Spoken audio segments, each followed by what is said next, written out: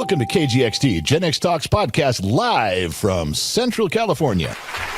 Making plans with the boys. I'm gonna hit the town. Yeah, I'm gonna make some noise. I'll push past the pain and my wounded pride. I'm gonna live it up. Yeah, stay out all night. But sure, I've had some better times. And I can't count all the tears I've cried. And maybe down my last time. Yeah, but the blues took me just fine.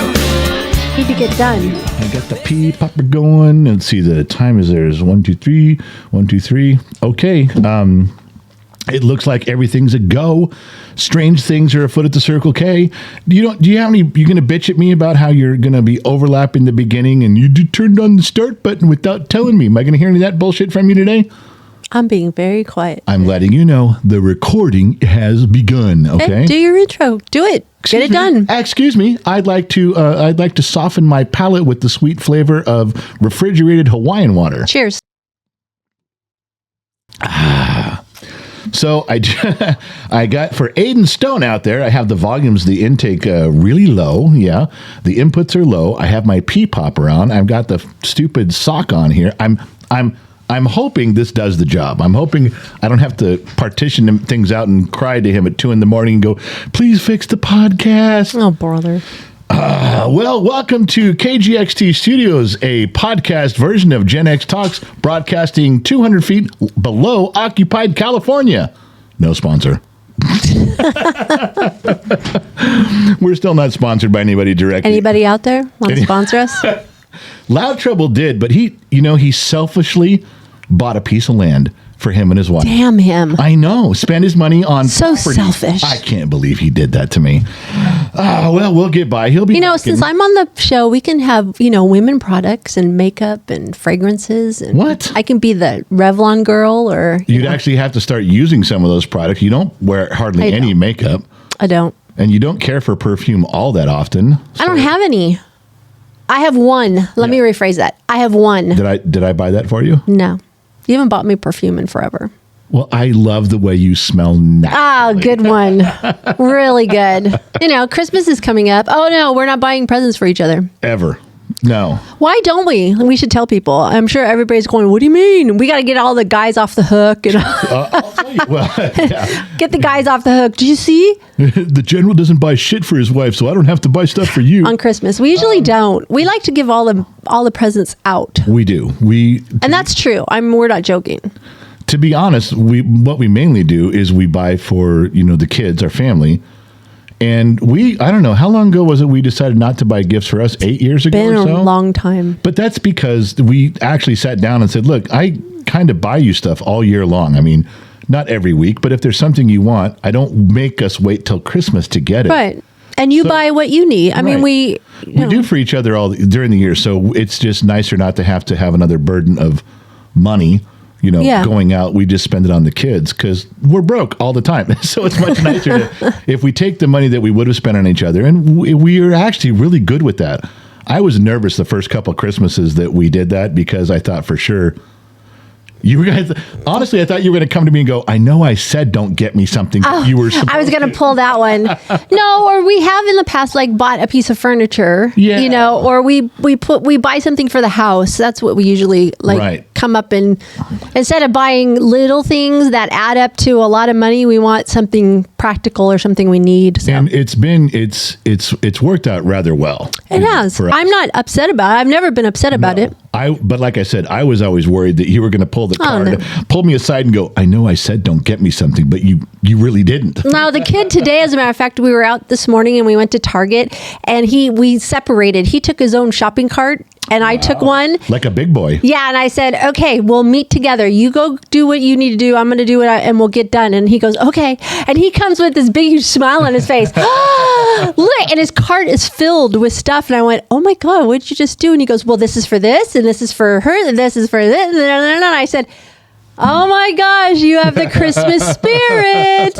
And he goes, what? I said, isn't it wonderful buying things for people? Yeah. And he got it. Like, he was like, I need to transfer some money from my savings account to my checking account. But it's just, it was nice to see that he went crazy. And then I picked up something for one of the grandkids today. And he goes, I was going to do that, Mom. So we were having some fun in Target today. And that's good. It does come down to giving. Oh, yeah. You know, when you're little, you just want to get your presents. But then when you get older, you realize it's way more fun to give people presents and to see them enjoy it, see them open it. Yeah. And he was funny also. He goes, I gave myself a budget, but I went over the budget. It was hilarious. And I was just loving it. So see, that's parenting. I put myself on a budget just like his father. I went over the budget. Just like his mother. Just like his mother. So, see, yes. he gets a little both of us. So yeah, there's stuff. I have a question for you. Yeah. The other day, one of your buddies. Yeah, I know what you're going to say. Was there in the morning when I got up for my coffee on the couch. He got into an argument with his wife, and he just needed a place to crash. He didn't. I forgot to tell you that. I know. What was it this time? I know that disrupts your coffee time. You're not going to believe what he got in trouble for. I'm sure there was more to the argument. There's always two sides to an argument. True, but I'm sure there was a lot more than just one sentence that brings him to our couch in the middle of the night. But this is the last straw. So I guess they were arguing all day, him and his wife. And they do that. You know these guys. I know they're always fighting. So I guess at the end of it all, he was trying to joke and make light of it, and they were not having it. Well, they were trying to both get past it, I believe. So she was making a joke. Hey, when you go out tonight and you do your shopping and stuff, why don't you come back with some pills that'll make you a little more sexually active? I don't think she was saying that as a dig. I think she was just being a little like trying to break the ice. Let's end the argument. So she told him that. Oh, okay. And she says, why don't you go out and get some pills? When you come back, you'll be a little more sexually active. And he did. He came back and gave her diet pills. What? I think, again, it was in the spirit of levity. My mouth, for those that are not watching, my mouth just dropped open. I'm telling you. You would have been finding a place to sleep that night, too. I think I would have been on his couch. So I'm just saying, I don't think that was the entire argument. I think it was a day of stuff. And that's the way. Oh, my goodness. And I told him, I said, you need to stop taking your marital advice from TikTok because I'm sure he got that from some ass nugget on TikTok. And then, so that's why he was there. And then he got up and excused himself, but he had no place to go. Oh, great. Oh, my God. I'm sorry I even asked. Well, I just shook my head and grabbed my coffee and went the other direction. So I didn't want to be a part of that. I just figured they were fighting. They were. And that's the only part that I got. He's like, I don't understand what she was mad at. I'm like, yeah, I do. Well, he didn't come back, so I guess things were They worked fine. It out, yeah. So. Oh my gosh. So speaking of hormones. Yeah. Is this where you apologize for the way you've been behaving, for the last 10 years? Wow. Okay, 3 years. Who's moody now? I'm a little Are you man-strating? Don't start with me. Don't you? I don't have hormones. You have hormones. You have hormones. Well, yeah, but a guy's hormones are just like one direction. No, I highly doubt it. Come on. It's either on or off. That's it. You guys have moody hormones. You guys could be multiple personality hormones. What are you, a hormone doctor now? Well, no, but I played one on TV, so it's close enough. And last night I stayed at a Holiday Inn Express, so I'm completely up on the subject. Holiday? You were... But wait, you were in our bed. It's a joke. The commercial... Are you a nuclear scientist? No, but I stayed at a Holiday Inn Express last night, so I know what I'm doing. It's a commercial from the 80s and 90s. You don't remember that? No, I don't. Wow. Well, the audience does. Go ahead. You had a hormone story. Go ahead. Yeah, just letting you know all my hormones. Stop making faces at me. Oh, my gosh. Well, for those that were watching the video portion, they saw. Can't even talk about it. I do apologize. So, please continue. I will admit to you that my hormones have been completely out of whack. Yeah. and we're going to work on fixing that. Just to be clear, how do you know? I mean, you're not just talking about it like you feel like they're out of whack. Did you actually talk to somebody, right? You had a test done? Yes. So that was one of the tests.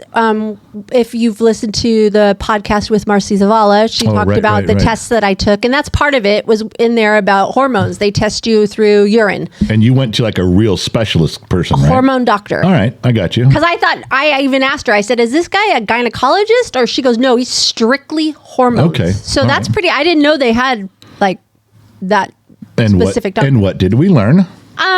Very personal stuff. Yeah,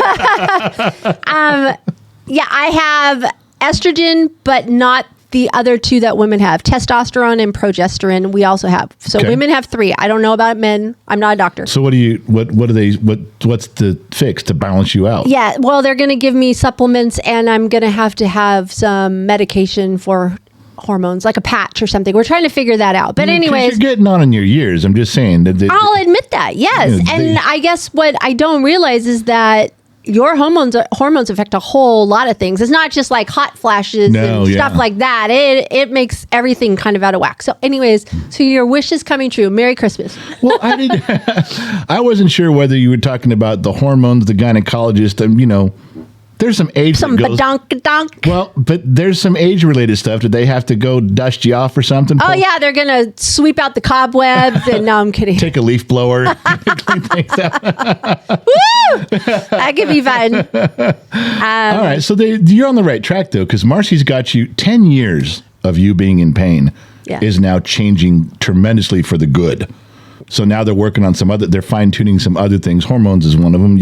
Maybe you'll feel better about stuff with that too. I'm hoping so. I think that's the last thing on our agenda for that is to balance that out and then just kind of maintain. Well, you know what I'm having trouble with, and okay, there's 2 things. One, Dr. McDreamy will not be my doctor. I wouldn't be your doctor either.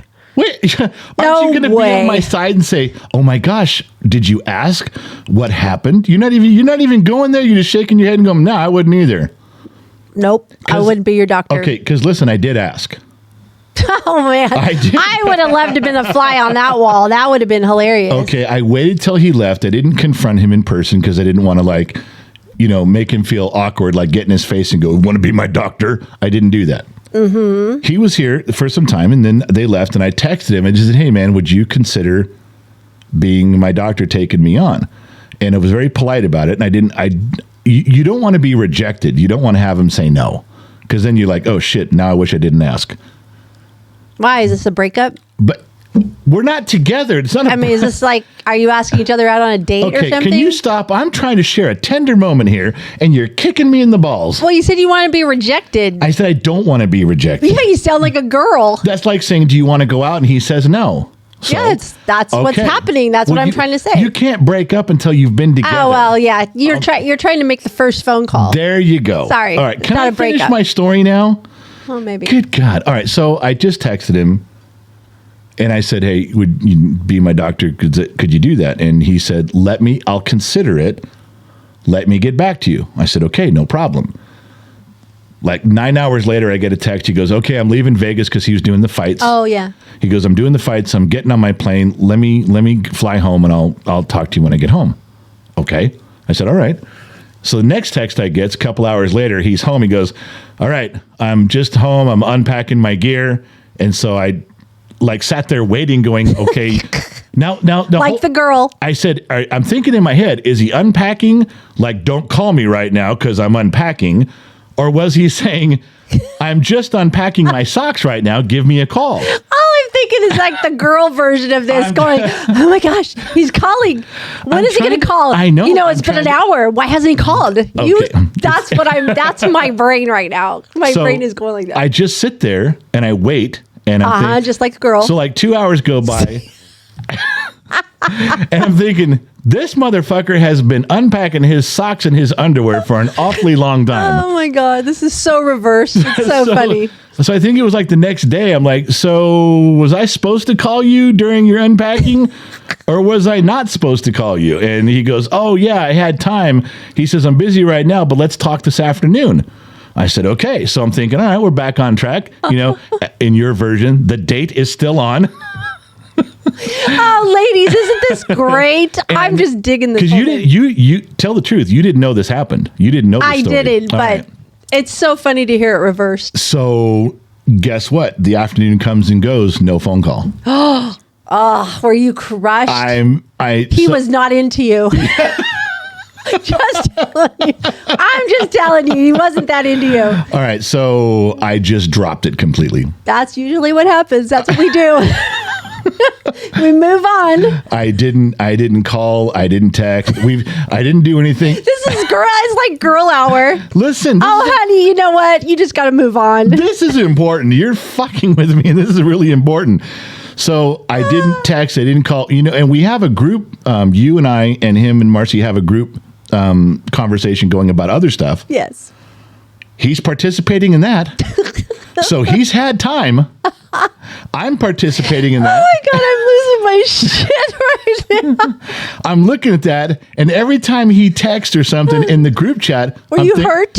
Well, I'm a little put back. I gotta say, I'm a little taken back. It's like, well, the fucker's got time to talk in the group chat again, but he's not that into you. Okay. Well, I don't want to put him on the Cut spot. bait. But Move on. Shake hands, walk away. Yeah, shake hands, walk away. So my God, I'm crying. I'm crying. This, I know I didn't tell you this, but you were the one who suggested while he was here. You said, "Hey, why don't you ask him if he wants to be your doctor?" And I'm like, Now that's like the girlfriend. Why don't you ask him out? He's right here. Why don't you ask him out on a date? And I didn't.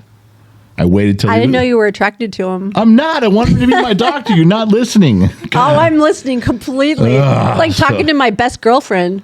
You know what's going to happen is Dr. McDreamy is going to be, you know when he listens to our podcast? Yeah, when he's walking. With his wife. And she has one AirPod, and he's got the other. Yeah. She's going to turn to him and go, "I can't believe you did that to him." Yeah, he might be. Well, he hasn't cheated yet.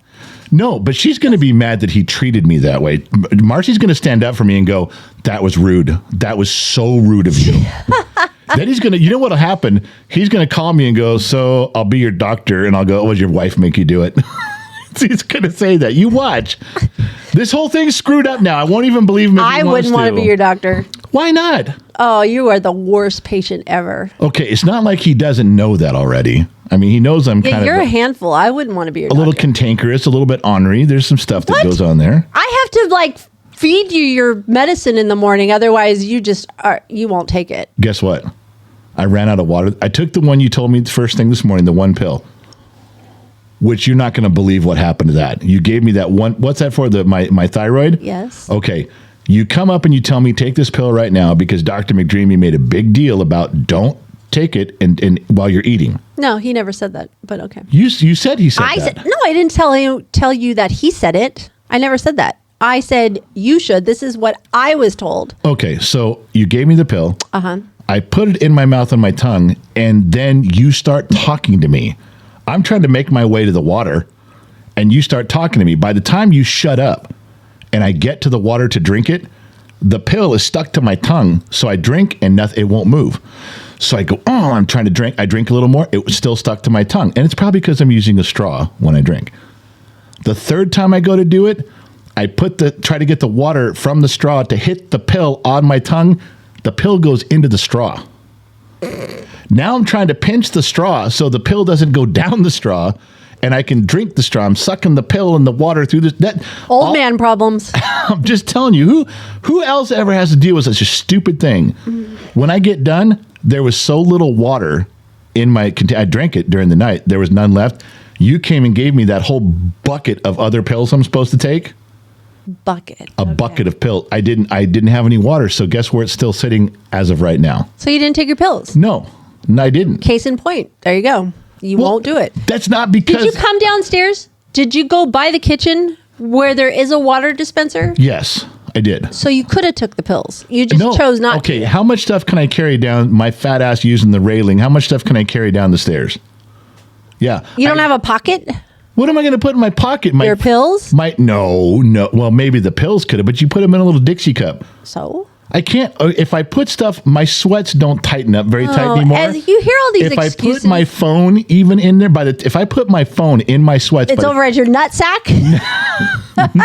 No, but by the time I get down the stairs, my sweats are down around my knees because I can't tighten my sweats with the drawstring anymore.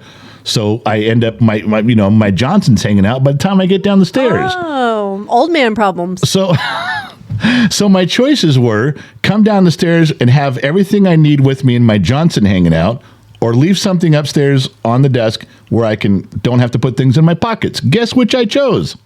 To bring your phone down over your pills. Yes, that's what happened. Again, I keep telling you should marry that phone. Oh my God, you are not listening to me at all. You're not smelling what I'm stepping in here. Not even. Oh, I am very much so. Are. That was good girlfriend talk, like that. It wasn't girlfriend talk. You know what? What is your problem now? My screen is my issue. Oh my goodness! I'm trying to get it and move it, but I can't. Here we go. Here we go. Hold on. I think I can get it over this way. And there it is. Well, I'm trying to focus on what we're doing. I got to be able to see our screen when we're talking and doing, and then it jumped over to this other monitor and then got lost. So now I got it. I'm back. Okay, so can I share the story of our daughter going to Vegas? Yes, you can. I was hoping you'd bring this up because go ahead. Well, okay. Yeah. So our daughter and our future, hopefully, son-in-law went to Vegas for NFR, National Final Rodeo. Yeah. Couldn't remember. And so they were there, and while they were there, my dear daughter drags him everywhere. Yeah. Everywhere around Vegas.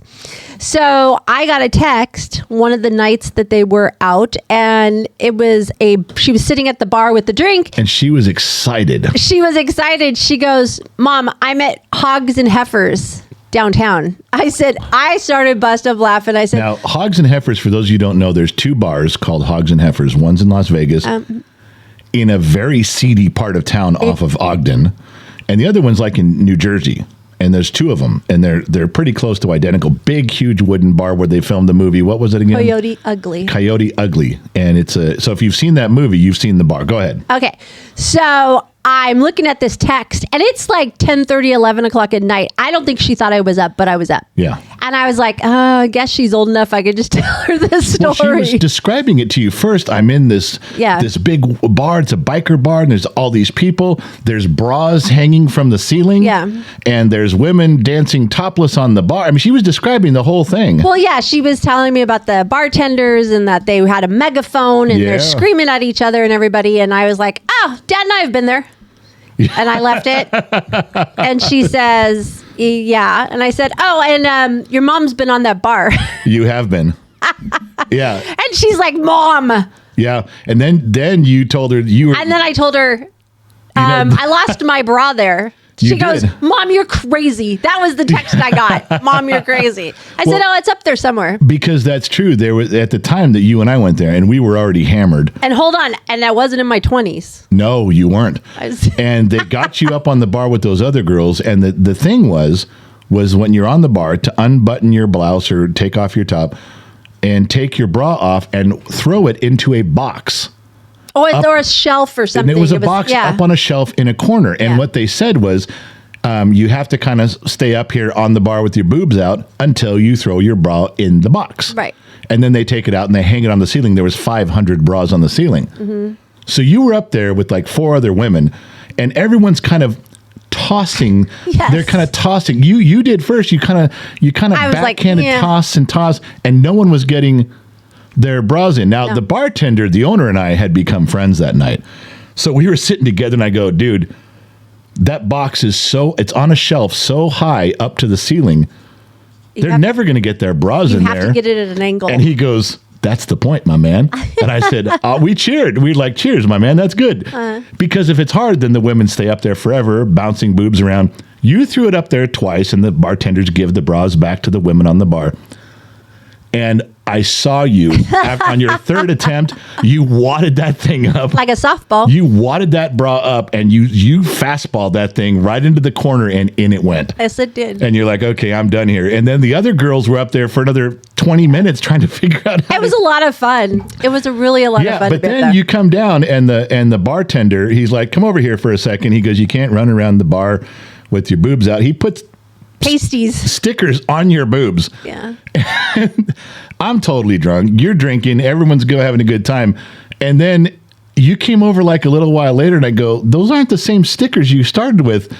And you go, yeah, the bartender said they didn't look good, so he put some new ones on. Yeah, he did. He took them off and put the other ones. I also told her, I go, we were so drunk at that bar that we couldn't even drive back to our hotel. Do you remember that? We couldn't. Oh, God, that was the worst night ever. That was one of the worst. But, well, it was one of the most fun nights ever. It was, but after we were paying the price. I walked outside and I'm like, oh, I know where I parked the Yukon, and it was really close because we got there early. Yeah, it was around the corner. Yeah, just right on the really close, and we got in there. You left me in the bar. You took off and left me. You keep saying that. You did. You were like, I'm out. And all of a sudden, what? And you were gone. You keep saying that I left you in the bar. You did. Okay, I didn't really just leave. And I was just as drunk. You were. Oh. I remember we got in the car and I started the engine. And there's like people like, oh, you're leaving? Because that's a great parking spot. I'm like, not leaving. I'm just going to, I turned the air on. I put my seat back and I'm like, oh, man. Then you told me you couldn't drive. So you go switch. You said, well, yeah, we switched seats and you couldn't drive either. You said. I said I couldn't. I said, I can't drive. And you go, when will you be able to drive? And I go, Wednesday. Yes. So I laid back in the passenger seat with the air on, and then you fell asleep too in the driver's seat. We just parked. Oh yeah, we were so drunk and so. It was horrible. I remember, and people are passing by, probably thinking, "Are they dead?" Well, that was one of the funny things was that I woke up and I kind of opened my eyes, and there was some dude standing on our running board, looking inside the window, the windshield. He like leaned over. And I looked at him like, what the fuck are you doing, dude? And I sit up and he leaves, because I'm saying something now. And I lay back down. I guess I was asleep another 10 minutes, or I closed my eyes for 10 minutes. I look back up. That dude's there again. Mm-hmm. I'm like, what the fuck are you doing, dude? He's standing on our running board and there's people at the windows. Right. And I know it's a crowded area. I know there's a lot of people on the street. So I just couldn't figure out what was the attraction. I look over. It was me. You laid the seat back and you were just laying there facing straight up, but your blouse was completely open. Yes, it was. Your boobs were just pointing straight. I'm like, oh, for Christ's sake, that's why they're all gathering around. They're cover up. I didn't care at that moment. I didn't care. But I remember laying back and you'd go, what time is it? And I was telling you the exact time. This is the weird thing is you were laying completely back. Yes, but I was tilting, driver's side window. You were tilting. Yeah, you were on your side facing the door. Right. And the seat was all the way back. And I said, hey, do you know what time it is? I didn't even move. You didn't move. You're like, I think you said it's 1:13 a.m. And I'm like, well, that was very specific. Yes. So a little while, like, hey, what time is it? And you're like, it's 1:39. I'm like, how do you? So the fourth time or fifth time you asked, I said, how the fuck do you know what time it is? You're not even moving and looking at the clock. And you raised one hand with one finger and you pointed up out the window and you said, if I open my right eye, I can see the top of, I think it's Bally's. Or Binion's. I think Binion's. I can remember. Horseshoe has a clock up there. And if I open my eye, I can just see up to the top of the clock. Yes. And I said, are you kidding me? You go, yeah, do you want to know what the temperature is too? Yes. It was hilarious. Oh, God, that's very specific. It was hilarious. I was just like, oh, God, I'm never going to be able to drive. I'm not going to tell all of the story of what happened, but do you remember driving home? We're going down to Ogden. We finally got sobered up, and we thought we could make it back to the hotel. You thought I was the one driving. Oh, God. So we get going, and we could have been in a lot of trouble. We could have been in a lot of trouble. And I remember, don't drink and drive. Don't drink and drive. We're not promoting this. No, and we went, Ogden has like 10 stoplights. Every street's a stoplight. God, and we hit every single one of them. Now it's like 3 a.m. or something. All we want to do is go back to our room. Want to get back to our room. And our hotel was like, way far 30 minutes away. It wasn't like it was down the street. No, we were way out. We were at the Red Rock. We were way out. Yeah, and I had no idea how to get there. You were like... And I could take you there. I just couldn't drive. Oh, God. But then a cop pulls up next to you. Oh, yeah. Do you remember that? Yes, I do. And you said... I'm like, oh, my God, we're going to go to She jail. sits there. Ladies and gentlemen, we're at the stoplight, which took 2 hours to turn green. And she's sitting there and she goes, I can't get a ticket. I can't get a ticket. I don't want to get a ticket. Yeah. I can't get a ticket. And I go, you're not going to get a ticket. And you said, I'm not? I said, no. If they pull you over, you're going to jail. You're drunk. and you about lost my mind. Shit. Yeah. You started sweating and you just sat there. And I said, if you get pulled over, you're probably not going to pass a breathalyzer. You're going to jail. Thanks. And you said, I'm not going to jail. No. I said, I'll take care of that cop. I'll take care of that cop in ways that I am not going to jail. And I remember I was laughing going, all right, what if he's gay? That's your job.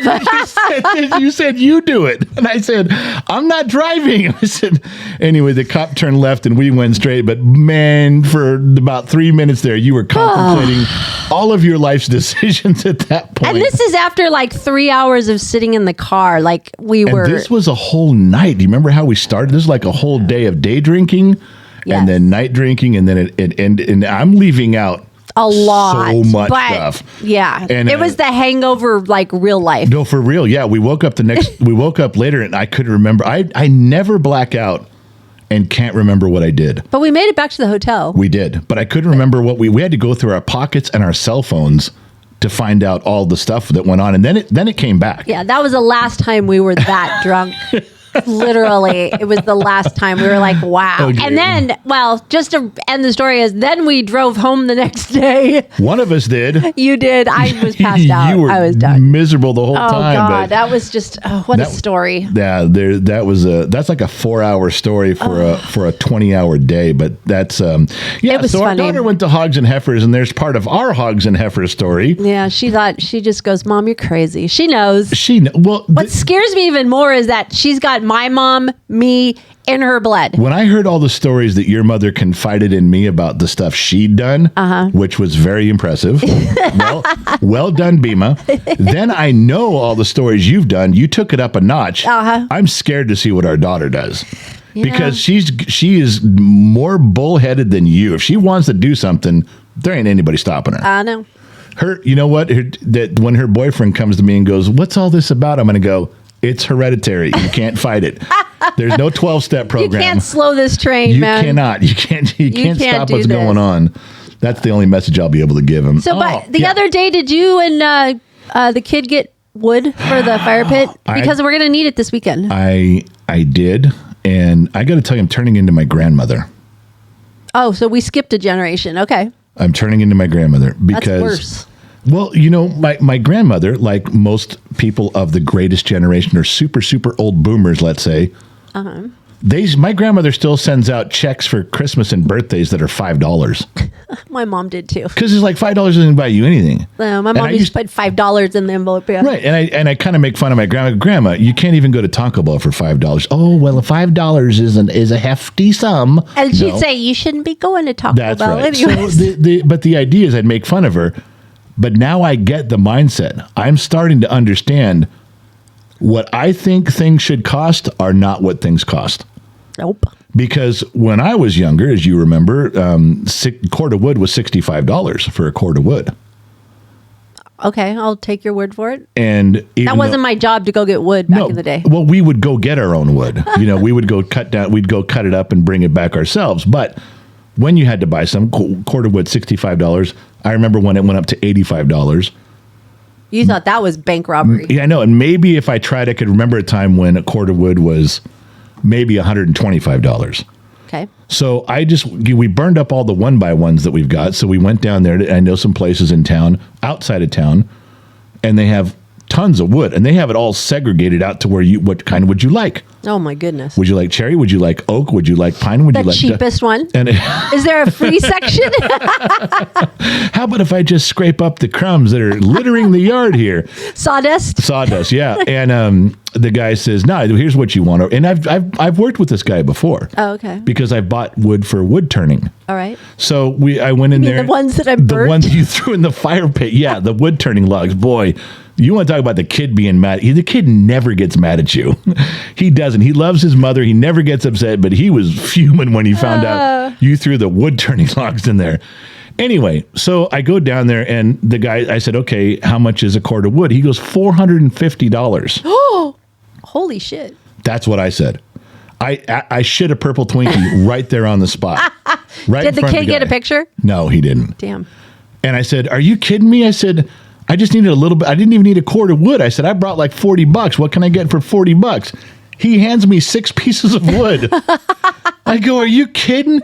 And then that's when the kid jumps in with his shit. He goes, Dad, you're embarrassing me. Get the cord of wood. I said, I don't need, no, I don't need a whole cord. He goes, Dad, we're not going home with 6 pieces of wood. And we could do that in a night. Here's one of his things that he argues. The kid goes, Dad, I hate when you do this in front of people. You literally squeak when you walk.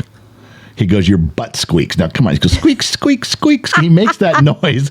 He goes, sorry, my dad squeaked when he walked over here. Let's just fill. So we filled the bed of the truck. It wasn't a cord. It was probably a little bit over half a cord. No, it wasn't even half a cord. We filled the bed of the truck and we brought it back. But now I don't want to burn the wood because it's so expensive. I want to look at it. You know what you need to do? We need to go buy some land with some trees on it. And then cut down our own trees. What is? There you go. There is so much. That's your exercise. There is so much wrong. What's wrong with that? I don't know, but there's a lot wrong with you for even bringing that up. I'm not going to buy a piece of land just so I can cut down my own trees. Oh my gosh. All right, so. Oh, what? Last week, you didn't give a mechanic story at all last week. It was so disappointing. No car story, no mechanic story. I wasn't ready to. Oh, when you're ready, sweetheart. Okay. What? No, I'm not ready to give a mechanic story. What do you mean? I just don't think that's appropriate right now. I think you just give a mechanic story. What's appropriate? I don't know. I didn't really have one. I have to think of one. Talk about something else for a minute. Then I'll think of a mechanic story while you're coming up with something. So you figure something out. Well, okay. Let me think. Why? You gotta make up something to talk about. Yes. Okay, go. 1, 2, 3. So, okay. Say something. I do have a question. Okay. Every morning you've been waking up hurting. Yeah. Like you make so much noise. Also, you roll around so much in the bed at night. You used to like that. I do. I toss and turn now a lot. I'm sleeping with an old man. Yeah. What's with the old man jokes today? There's sure a lot of those. Well, you're bringing it all up. Okay. So why do you always start the show like you're... Because there's 2 reasons. One, I'm not always... Okay. I'm not always hurting. I'm very uncomfortable. What? Now, there's 2 things. Okay.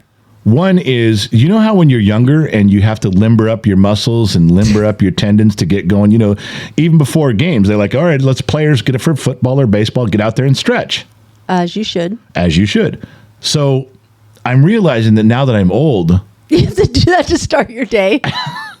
That is not, do you want to listen to the story? Do you want to write the story? I'm sorry. I'm just telling you that I have to do that to my bones now because I'm really old and it hurts. You can't stretch your bones.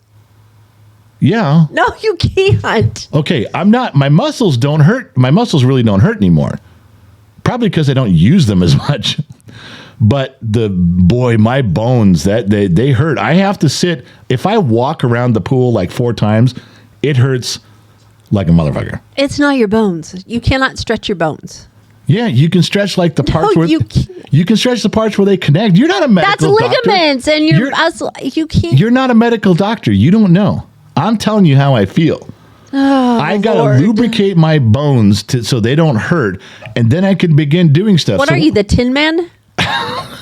When I get here to this seat, and we go to do the podcast, it hurts. That's the main reason. Okay. Today, I'm a little antsy because. Well, we're antsy. I don't want to know how. I don't know how to say this without sounding stupid. Tread lightly. No, it's not on you. It's on me. Okay. Do you ever? Okay, when fall comes around and the leaves turn yellow and orange and red, and why are you laughing at me? I'm trying to educate you on why I'm in a little discomfort. Go ahead. So, do you know there's some leaves on some trees? If you've ever grabbed a leaf and it's fallen off, not all of them, very few mainly, but there's some of them have a little point on them still. On the end of the leaf, it's kind of like it. Now it doesn't hurt like a lot, but it's like, oh, that's not a totally. It's a little bit of a point. Okay, where's this going? Okay, the reason I need you to understand and agree with me that you understand that once in a while a leaf can have a little bit of a point on it. That's all I'm saying. Okay, I'll go with it. Okay. All right. So. Where is this going? What does this have to do with your bones? Okay, keep going. Okay. All right, go. I'm waiting. The other day, oh my God, I was way out back, the where you got the pigs and the chickens and stuff, And I didn't want to go all the way back in the house to take a leak. Okay. And we have land. We have some places where you can, you can whip out. You can. You can. Yeah, I can. You can whip out your Johnson and relieve yourself and go right back to what you're doing. It's autumn. And I went to the bathroom. Why are you laughing? And a leaf fell and hit my Johnson. It did. It literally came down, and the leaf just hit the tip of my Johnson with the tip of the leaf. It kind of hurt. It wasn't very hard, but my Johnson's a little fragile, in case you haven't noticed, and it just I haven't noticed. It put a little ding in it, and it hurt. And so every now and then, if I'm sitting here and I sit just wrong or I move, my boxers touch that part where the leaf hit. So it's a little bit of discomfort. Why are you laughing at me? This is serious. That's what happened. Oh my goodness. Okay. So that's why when you ask me, why do you start the shows and you're looking like you're in pain? I'm a little uncomfortable today. I've got a little. You want a Band-Aid? I got a little leaf dick action going on or whatever. Do you need a little Neosporin and a Band-Aid? No, I don't. It'll be gone in a day. Oh my God, my gut hurts from laughing today. I'm just telling you. I bet you everybody out there, I hope everybody's laughing as hard as I am. I should have just gone to the mechanic story. I didn't know you were going to ask that story. That's dumb. Oh. Whatever. If you're going to do things that way. Yeah. Well, that's the only name I can come up for it. So. Can we have a car story now? I've actually got, I thought about this earlier because I knew you were going to ask. I kind of got two. All right. Have I heard these? No. You have not heard either one. And one you were kind of part of when we were younger in marriage and life. Okay. And just tell this one you already kind of know. I'll just tell the audience because you were just in and out of what was going on. But anyway, I was trying to learn how to paint, cars back when I was much younger, and like 16 through, I guess, 22, 23, 24 years old. And I took a 67 Mustang and I sanded it and sanded it and sanded it. And I used Bondo and I sanded. I tried just so much effort to make this car perfect. And because your prep work is 90% of making it look good. And I painted it kind of an off-white. Because a real color like a black or a red or a blue, they show your flaws. And I wasn't good at it. So painting it white, and this is something you remember, but the audience doesn't know. I did the whole car, and it came out almost perfect. It was glossy. It didn't run. It was I was so happy, but because I painted it in my garage, there was specks of dirt, and you could see little tiny or dust or whatever. You could. Every now and then you could see the little specks, and I thought, okay, all right, well, it doesn't look good with the specks in it, but it was in my garage, and I'm very happy with the color. I was very happy with how glossy and beautiful it looked. A friend of mine who was a great painter said, okay, now you have to color sand it. And I said, I don't know what color sanding is, and I don't know how to color sand. He goes, well, you use such a fine grit sandpaper that it doesn't fuck up the paint. And I said, any sandpaper is going to fuck up my paint. I'm not going to, no, I don't want to do it. No, this is how you do it. It's color sanding. So he gives me the sandpaper. I start sanding the hood, and it fucked up the entire car. I was so mad. And then when I tried to repaint it, it didn't come out right because I was painting over paint. Ooh. And I didn't want to sand the whole car again. And I didn't know what I was so mad, so discouraged, so upset. I never tried to paint a whole car ever again. Wow. But I have pictures of it somewhere where I did a really good first job. It's just that those little specks, because I wasn't in a paint booth. So there's one I gave the car back to. It was a friend of mine who I was doing it for. I gave the car back, didn't charge him any money. I was like, sorry, dude, I fucked this up. And he's like, well, it looked great before. Why'd you fuck with it? And I told him, I said, well, our friend Roy over here? And his name was Roy. Roy told me, he goes, oh, fuck Roy. He's drunk. And well, but that's the one story. The other one, which came to mind, and I don't think I've probably only told this story once because I almost got fired for this. Uh-oh. And I'll tell you, so I was at a car dealership. Now, when you're at a car dealership working, you sometimes work on the same model car 4 times in one day. Because you're at a car dealership. If someone says, oh, you got 4 Chevy pickups, they're all the same. They can even be the same color, because you're at the dealership level. So I was at an import dealership. It was at Mazda, and this was in the early 90s. And I got my ticket from the service writer, went out there, and the ticket said, let me back up. When you get your ticket, a ticket has a big number across the top, like 4701. And they at the time, they hung a little card on the mirror, 4701. So you know the car you're working on, that's the car. So the service writer tears the ticket off, hangs it in the mirror, gives it to you, and I walk out there and I look, and it says, 1994 Mazda 323 or Mazda 626. Okay. And it has a card number 4706 or whatever, and I go get it, and then I drive it in. This particular one said, change the oil pan and a front oil seal, and it was all oil related, like this thing had an oil leak. Put it up in the air. Now there's no oil leak on the car. But there's times when they steam clean them before they bring them in to us. Or a customer will even pressure wash it really good. Okay. So I don't see an oil leak, but I figured, all right, somebody steam cleaned it off. So I changed the oil pan, changed the front seal, did all the oil repairs, take it outside. The next job was the same year, make, and model car with a different ticket and a different ticket hanging in the window. Different color car, but I thought, all right, I better just check. And I look at the name, the customer's name on my work order. Uh-huh. And I open up their glove box real quick, and I just looked at their registration. Same name. All right, so I don't want to make a mistake. So that's as far as I went. Then I put the car up in the air. This one needs a clutch. Ugh. Yeah. Rip the transmission out, replace the clutch. I looked at the clutch and went, well, this doesn't look too bad. But customer wanted to replace the clutch, do the thing, boom, boom, boom, boom. So 2 days after I'm done, there is a screaming match in the service drive. The service manager's out there, service writers are out there, and the GM was out there, which is like, Two Bear's job. Uh-huh. And I walk out there because I recognize one of the cars was the one I had worked on. So I'm going out there and I kind of slip into this big crowd sideways and go, what's everybody yelling at? Well, they're accusing us of fraud. What? And I said, what do you mean fraud? It's like, well, they paid their thousands of dollars to have this car fixed. And they're saying we didn't do any of the work. We just charged them the money. Ooh. And I said, well, I did the work.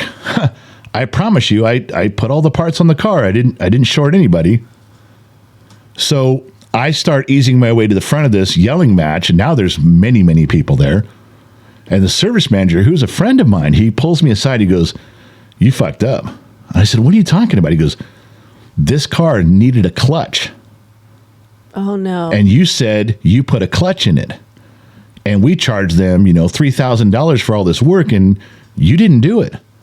I said, that car didn't get a clutch. That car got an oil pan and stuff. And the service manager kind of looks at me and I go, that car over there in the parking lot that looks the same except different color, that car got the clutch. So he goes and pulls the paperwork. He goes, no, that car needed the oil pan. This car needed the clutch. You fucked everything up. You worked on the wrong two cars. You put the parts on the wrong car. And I was like, whoa, hold on. And now I'm thinking, did I get them confused? I may have got the first one confused because I didn't really look in detail. Although the tag hanging in the window, I thought I got that right. Right. But the second one, because I was a little worried, I did look at the registration. And I told the service manager, I said, look, man, I might have fucked up the first one. But I did look at the tag hanging on the mirror. It matched my work order, I thought. But the second one, I read the work order's name, and the customer's name matched the registration. So no fucking way did I get that one wrong. Mm-hmm. He goes, it's a husband and wife. They own both cars. The names are the same on the registration in both cars. No way. And I went, oh my fucking Christ. How would I? And he goes, you fucked up. Now, I'm sitting there going, I did not try. Even if I'm trying to get ready to explain that even if I did this, I wasn't trying to defraud anybody. No, you weren't. It was an honest mistake. I didn't tell people that I put parts in the cars and I didn't do it, but you can't tell a customer that. Right. So now the thing is when a lot porter goes to get the car for the customer, how does a lot porter know which car to go to? The tag is still hanging on the mirror. So as this thing is unfolding, and it's been going on for an hour now, I grab both tickets and I look at them, and the number is still hanging in both cars because the lot porter has only brought up the one car, and he pulled the ticket off the mirror, but the other car across the lot still has the ticket hanging in it. And I told the service manager, I said, look, what does this ticket say? He goes, it gets a clutch, it gets this, it gets that. I said, what work order are we on? And he tells me the work, he reads it right on the top of the work order. I go, what's the number hanging in that car right there?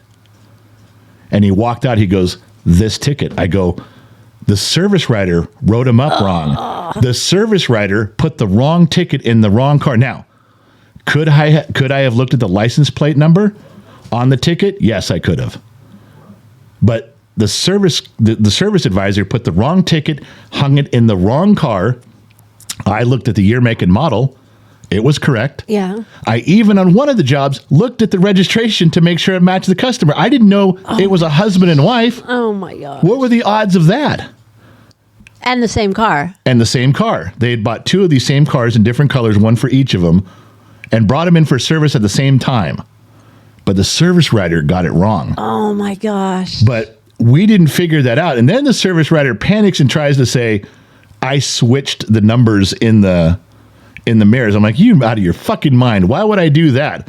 I did all the work, asshole. Fuck you. Yeah. So eventually, because I was a friend of the service manager, he believed me. Thank God. I'm like, dude, you know that I would not try to defraud anybody. I did the work, and I thought I was doing them on the right cars. I didn't know. I would have very happily done the work on the right cars. It wasn't like, there's no advantage to me doing the work on the wrong car. I still got to do all the work. So they fired the service writer and let me off the hook. Oh my gosh. And then they're like, well, we're still not paying you. Oh no. I said, wait a second now. You did the work. Hold the phone. Yeah. They said, well, the customer's not paying us and we're not paying you. Because now the owner's involved. Uh-huh. And I said, I did what I was told. I'm getting paid. He goes, you did not do what you were told. You have a responsibility to check to make sure it's the right car. I said, no, I did my due diligence on that. He goes, well, you could have gone further. And I said, yeah. My God. And your service writer could have not fucked up his job and made my job okay. I said, you want to take it out of someone's pay? You take it out of his final paycheck as he fucking walks out the door. Absolutely. And he goes, are you going to quit? I said, if you don't pay me, I will roll. That's why they put wheels on toolboxes. They put wheels on toolboxes to roll them right out of here. And remember, at the time, I was a very arrogant, hotshot guy. You know, I knew I could get a job anywhere else, and I was like the top guy at the dealership. I'm like, you want to lose me? Go ahead. Service manager went to the owner and said, you're stupid for doing this. That's our number one drivability guy, and he's going to end up down the street somewhere else. He's going to go to Toyota, and then we're fucked. And they weren't going to do it. So we sat down with one more meeting, and I've got, as a mechanic, you have cliches for days. Uh-huh. I got stuff I can say for days. And he goes, well, I just don't believe you're really going to quit over this. And I said, I was looking for a job when I found this one, so I don't mind looking for another job at all. Won't even bother. Young was I, 26, 25. Yeah. I didn't care. Anyway, they ended up paying me. Then they ended up paying me to do both cars again the right way. They took it out of the service writer's check. Oh. He sued them and won, because you can't do that either. He could, by law, he couldn't take it out. He won, and then the guy won all his money back plus some things on that too. But wow, what a story! Yeah, they and I knew, but for a while I thought, did I really fuck? I was scared. Yeah, I thought I did this wrong. I fucked it up. I can see the mistake. I was the wrong car. And then it just at the very end, the service manager and I caught the two numbers that the guy had put them in the wrong cars. Wow. And he broke a rule in service writer. You don't carry around 5 tickets. You don't write up 5 cars at the same time. But service writers do that. Cars come in the driveway. They'll go to 5 cars, 5 customers real quick because they want to get all that money for them. They get commission on what they sell. So they start writing up 5 tickets in a row. And the service manager will tell them, don't do that. Write 1 ticket. The next guy writes the next ticket. The next guy writes the next ticket. Take turns. Yeah. But he's like, fuck that. I can see there's good money here. I'm just going to grab all 5 cars. Well, you run the risk of messing up your paperwork. And that's what he had done. Gosh. So that's a story. Yeah, but it scared. I mean, I'm going to say for probably 45 minutes, I thought, Jesus Christ, did I really fuck this up? Yeah. And the worst part was during that time, every person in there thought I had defrauded. They thought I pulled the car in my stall, did nothing to it, and then pretended I did all this work and flagged all this time on it. I'm like, and even the other mechanics, I'm like, you fuckers saw me working on these things. It's not like I'm sitting around all day. I'm doing my job. Yeah. That just was a mess. Was a big mess, but it turns out it wasn't my fault. So that's good. All right, I gotta go. We have a family Christmas, in 2 days. So, okay, you can stay right here. This is the great part about our family dynamic and the dynamic between you and me. Oh, here we go. I own you right now because you need two things from me. You need the money to buy the presents and the money to buy the food, but more importantly, to make all this work, you need me to be charming and be wonderful and be nice. And believe me, I intend to exact a toll from you. You might as well just run upstairs and take off all your clothes right now because I ain't going to be nice unless Daddy gets paid. I am for hire. Oh, you're for hire? I'm for hire. You can hire me out to be a wonderful father and a great gift giver, and I will smile. But that's how that works. I ain't doing it for free. Oh, that's how that works. Well, we'll have negotiations after this. Wait, there's no negotiating. It's just going to be... The presents have been bought, Big Daddy. Shit. What about the food? Can I still... Nope. Food's been bought. I can leverage you with the food? The food's been bought. Damn it. Well, anyway. All right. So I guess that's it then. That's it for this week. It looks like everything recorded okay. All right. Don't look. First of all, everybody's losing the over-under on your yawning. You didn't yawn once today. I know. That's 2 podcasts in a row. I am caffeinated. Now, this is a marathon, not a sprint right now. How long have we been on? How many minutes? I'm just going to say an even hour. It feels like it. No, you're a little under 55 minutes right now. So you're not quite as accurate as you've been, but you're close. I'm sorry. So my biological clock is ticking or has talked. I don't know which ticking and talking. Yeah. So just to recap one thing that we've been talking about, and I want the audience to know I'm still struggling with this because my wife and I differ. All of the staff at Gen X Talks differs on this. We are doing these wonderful interviews, and they're turning out to be better and better each interview. But I post them alongside these podcasts, and people are getting mad. Like, well, I don't want you to replace.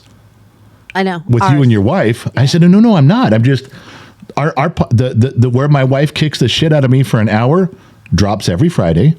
But we're sprinkling in some interviews. Yeah. Some people don't like it. Some people get mad and say, if you don't like it, just skip it. But even you say that. You say, what is your opinion? Tell everyone your opinion, because it does make sense. Well, I want to be able to, while I'm driving, just continually listen to our story. Or a podcast, or a podcast, or anybody's. I don't want to have something come up that I'm like, oh, what is this? This is like... But if you were, that's what you said before. You didn't talk about it as ours. You talked about it like if you were listening to someone else's podcast. Yes, I want the continuation. And you were episode. You don't want a diversion episode. No, I'd be like, what? Now I got to pull over and figure out what's going on. Okay, but everyone who has chimed in says, you just skip that one. Okay, well. But it's tough because I don't want to ruin the good thing we've got going here. I know. But I also want people to enjoy the interviews, and I can't start a whole nother platform for it. Yeah, it's tough. I know. Anyway, so ladies and gentlemen, in the comment section, I know there's not one on every channel we put out this podcast, but if there is, let us know what you think, because really, your opinion is the most important. That's right. If you guys want the interviews on a separate channel, a separate thing, we guess we could work that out. If you guys don't mind them being sprinkled in here, we think that could work too. But please let us know. Really, it's all about you guys. All right. Say goodbye, Gracie.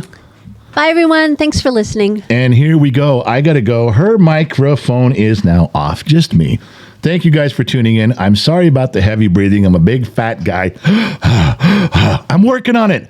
The thinner I get and the more upright I can sit, then there'll be less huffing and puffing. But you guys did notice that. You guys have commented on it. I'm doing the best I can. I'm working it out. But thank you. Thank you for listening. Thank you for tuning in. Wherever you see, I did that on purpose. Wherever you guys are listening from around the planet, AM, FM, Sirius XM, or perhaps on the Armed Service Radio Network, thank you for tuning in. Thank you for wasting time with Gen X Talks. Remember, wherever you go, there you are. And I'll catch you guys on the flip side.